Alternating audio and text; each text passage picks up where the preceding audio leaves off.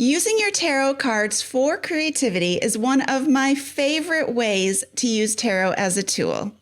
Whether you're a writer, an artist, or someone just looking to solve problems in your life, these 4 tarot spreads geared towards building a creative practice and looking at things differently will help you out. Let's dive right in.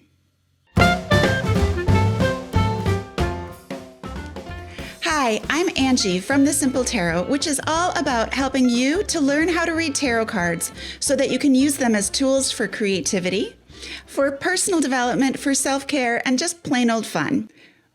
Creative people almost never like to think about it this way, but in reality, creativity requires discipline. You need to fill the well with creative inputs, then you empty your well through your unique creative process, whatever that is, and you need to eliminate the distractions that pull you away from creating your best work. So this tarot spread, our first one, will help you identify the sticking points in your creative process so you can bring the work out that you're meant to create. So to get ready, we're going to need a tarot deck and you're going to shuffle them. When you're ready, shuffle the cards any way you'd like and then lay out the 4 cards in order shown right now in this image. Creativity comes in a cycle. There's inputs, outputs, and finishing energy, which requires discipline. So we're going to take a look at these 4 cards through that lens. When you read card 1, the question is, when it comes to creative input, what do I need to know? This card will help you brainstorm ideas on how to fill your well. Think of the places you could go, the people you could meet, the sights, sounds, or sensual experiences you could have that will tumble together inside your brain and rub up against each other, making creative sparks. Then card 2, read it as, when it comes to creative output, what do I need to know? So this card represents your unique creative process. Once you've filled your well and let the experiences percolate, your unique creative process will pull out the items and inspirations that are uniquely you to create something entirely new. When reading card 3, the question is, when it comes to creativity, what is distracting me? It is easy to be distracted by shiny, interesting things, especially when we are working on large, vulnerable, or challenging processes. So, shiny and new always seems better than difficult and brutally real and hard. But this card represents the areas where you are getting off track. And now, finally, card 4. What one step can I take to immediately eliminate this distraction in card 3? And this is an actionable step. This card represents the one action step you can take regarding your focus. There are probably many. But once you have identified this one step, take it immediately. Your creativity doesn't want to wait. There will never be a better time, and your work is too important to put it off for better, easier, or later opportunities. Do it now. But creativity isn't just about a cycle. There is that feeling you get when you're deep in it, when you're producing, and within that process, you're in the flow. So if you've lost yourself in your work, that feeling of flow comes when you are in a focused, deep work brain space, where time stops and the outside world just seems to disappear. It might happen when you're writing, baking, gardening, playing with your kids, exercising, doing a project at your job, whenever. Deep work is still work. Sometimes it's even hard work, but it's also pleasant, vital, and necessary for you and the world. It's where your creativity comes forth, and it's when you're at your best. So for even more information about deep work, I highly recommend the book Deep Work by Cal Newport. But we're going to dive into this tarot spread that's going to help you brainstorm ideas for you to make finding your focus and accomplishing deep work as easy as possible. So again, shuffle your tarot deck, lay out the cards in the image shown. Again, we have 4 cards, so 4 different questions.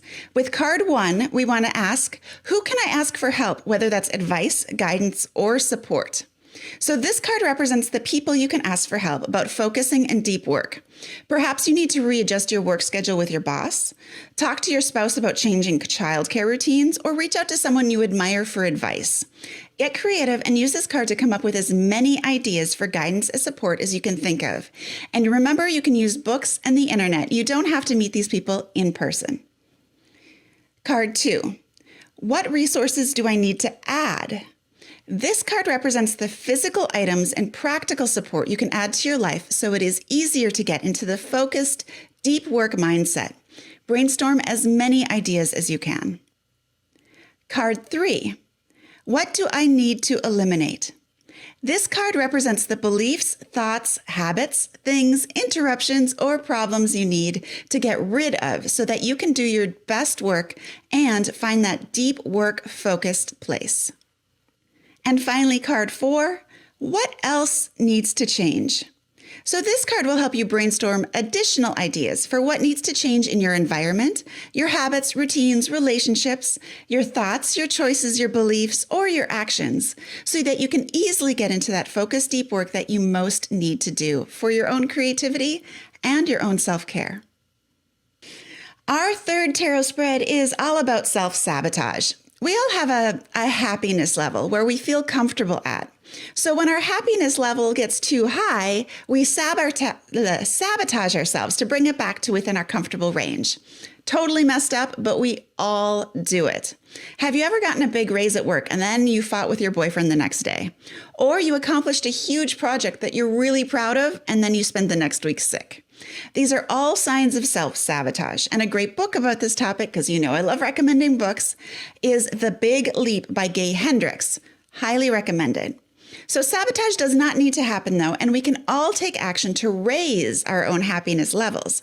In fact, if you want to grow, it is necessary to address this issue.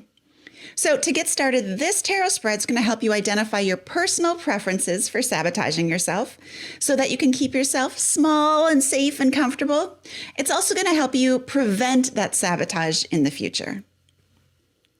As always, give your deck a shuffle any way you'd like, and then lay out the 4 cards in the order shown on this image above. So this one reads a little bit differently than the other 2 spreads. Card 1 reads, what are my favorite ways to sabotage my happiness?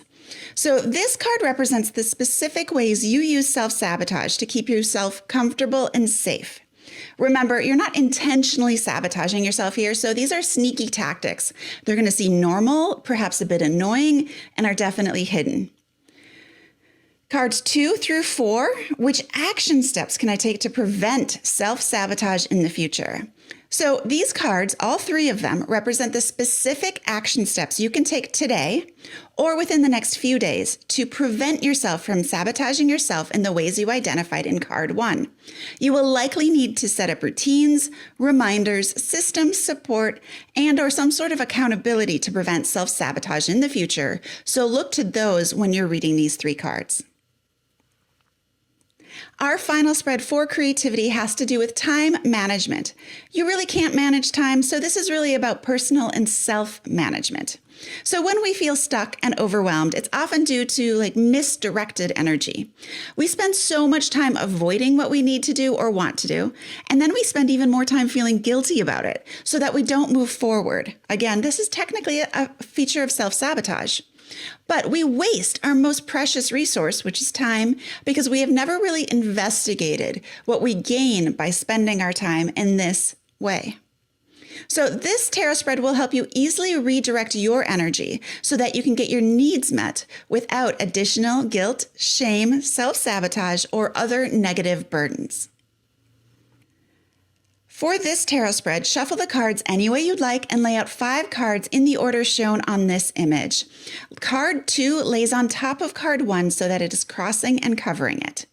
So to read these, card 1 reads, where do I waste time? So this card represents the areas of your life where you procrastinate, ignore your responsibilities, or otherwise waste your time. And this could be avoidance or self-sabotage as well.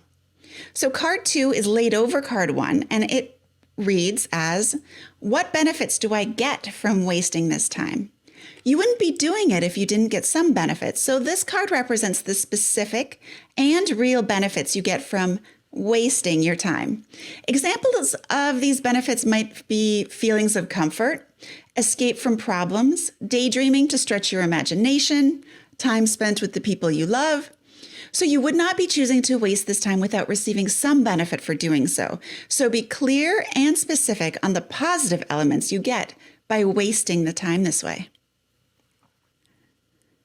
All right, and so like the previous spread, cards 3 through 5 here are going to be read together, and they are, what are 3 other ways I could get those benefits? So these 3 cards will help you brainstorm some alternative ways to get the same benefits.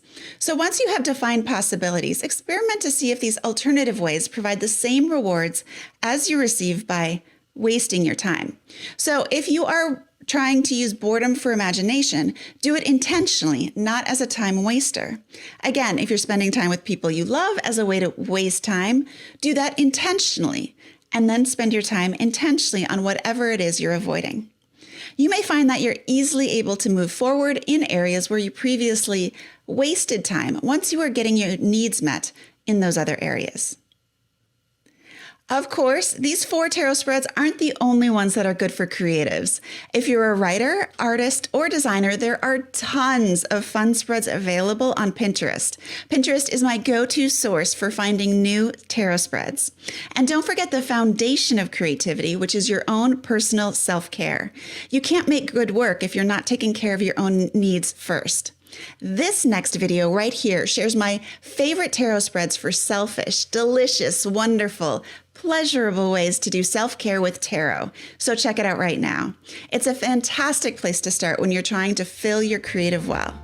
All right, I'll see you all there.